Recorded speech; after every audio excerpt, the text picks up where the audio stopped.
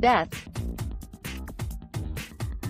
It touches us all at some point, cruelly snatching our loved ones away right up until finally, at long last, it's our turn for the dreamless sleep. Grim as it is, mortality is a core part of the human experience. It's a powerful, permanent thing that shapes the lives of those touched by it. The death of a family member ripples through the bloodline, often leaving those closest to them in tatters.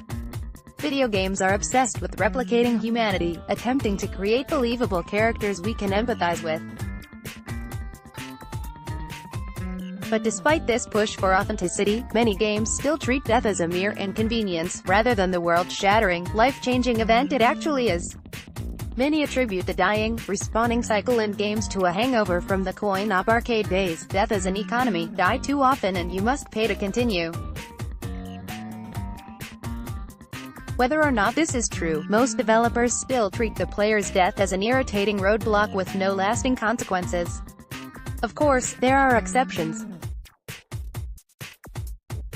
Dark Souls, for example, still uses death to inconvenience, but it ties your demise into the lore, cycles of death and rebirth, to add meaning to each failure. It also makes every death feel like your fault, so you go back into the area thinking about how differently you will do things next time, rather than trying to rush through the combat to get to the next story beat. Still, you grow accustomed to death very quickly and from software games. On the other end, horror experiences such as Alien, Isolation and the original Resident Evil games make death feel meaningful by majorly hampering your progress, throwing you all the way back to the last save point. By making the player manually activate checkpoints, the developers heighten your fear of dying, ramping up the tension.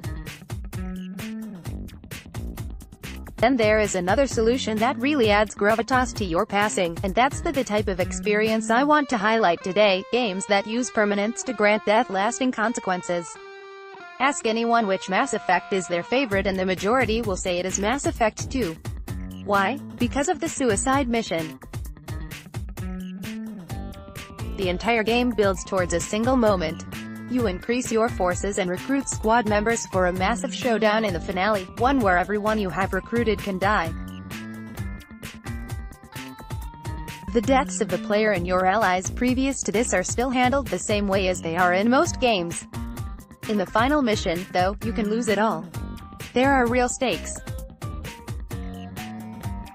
To make this last push even more impactful, you spend much of the game bonding with the team you create too. Between planets, you walk around your ship interacting with them, getting to know them. Get to know them enough and you can take on a loyalty mission, filling out their backstories and shaping their futures. It all works together to make the end sequence more powerful. For all the flack he gets about clumsy writing, this is also something David Cage games do really well. Take the recent Detroit Become Human. In it, you play as 3 distinct characters and every action you take could potentially get any of them, or the people, androids around them, killed. You're not thrown back to an earlier moment, the story just carries on without them.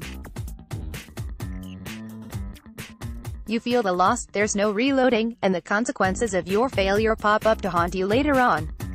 It's an effective way of making even quick-time events feel consequential.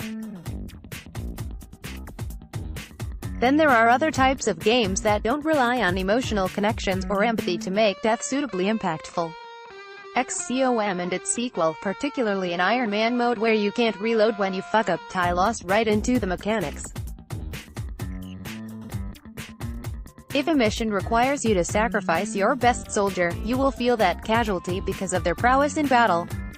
You've lost your best and you have also lost all the time you put into making them your best.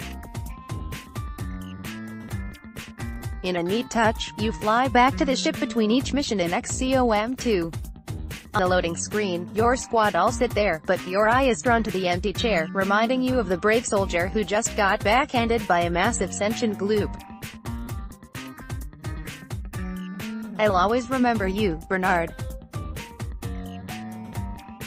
I recently started playing State of Decay 2 and this attempts a hybrid of the 2 different approaches, trying to make you care about your survivors from both a mechanical and an emotional perspective. When you die in this zombie survival game, you simply switch to another survivor, but you lose all the specializations and gear of the person who dies.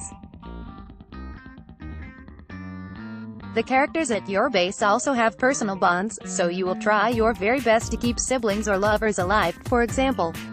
Unfortunately, none of them feel like real people, and it often boils down to a cold, calculated, mechanical feeling of loss. We still haven't perfected death in games, but I just feel that dying certainly can be a more interesting mechanic than it is in most experiences. I'm convinced Hideo Kojima is going to turn us all into babies when we die in Death Stranding and force other players to protect us into adulthood or something similarly bizarre. It is called Death Stranding, for God's sake. That's not quite what I'm after, but it's something. What I'm trying to say, essentially, is that death is great. In games, let's see how far we can take it away from its coin-op conception. Sometimes we include links to online retail stores. If you click on one and make a purchase, we may receive a small commission. For more information, go here.